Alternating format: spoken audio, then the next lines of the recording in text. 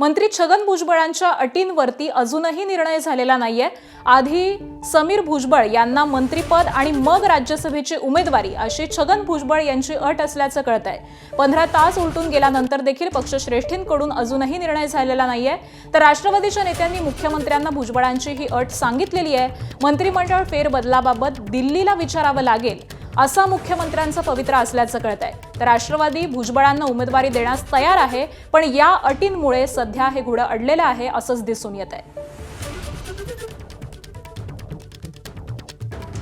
कालच मुख्यमंत्र्यांसोबत राष्ट्रवादीच्या प्रमुख नेत्यांची बैठक देखील झालेली आहे आणि या बैठकीमध्ये भुजबळांना उमेदवारी देण्यात यावी या संदर्भामध्ये चर्चा झाल्याचं कळतंय। मात्र भुजबळांनी एक अट ठेवलेली आहे आणि या अटीवरती भाजपकडून निर्णय येणं बाकी आहे। या सगळ्याच संदर्भामधले अपडेट देतात आमचे प्रतिनिधी निलेश बुधावले सध्या आपल्यासोबत आहेत। निलेश, राष्ट्रवादीची आणि प्रामुख्याने भुजबळांची नेमकी ही अट काय आहे आणि याला आता भाजपकडून कसा प्रतिसाद मिळतोय, काय अपडेट्स मिळतात?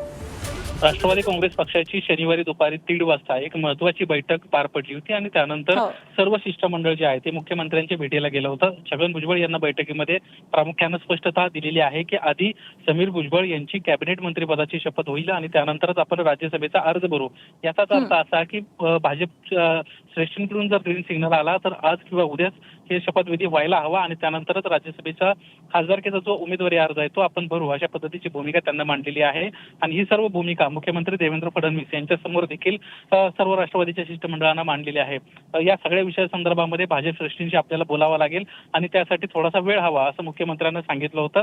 या घटनेला आता साधारणपणे 15 तास उलटून गेलेत, अद्याप ही भाजप श्रेष्ठींकडून ग्रीन सिग्नल आलेला नाही अशा पद्धतीची माहिती मिळते। त्यामुळे आज दिवसभरातच या सगळ्यामध्ये अपडेट आपल्याला दिसतील आणि मंत्रिपदी समीर भुजबळ शपथ घेत आहेत का किंबहुना राज्यसभेवर छगन भुजबळ जात आहेत का याची काही वेळातच स्पष्टता येताना दिसेल। अगदी, त्यामुळे या सगळ्याच संदर्भातले अपडेट तुमच्याकडून जाणून घेऊ। तुर्तास धन्यवाद माहितीसाठी।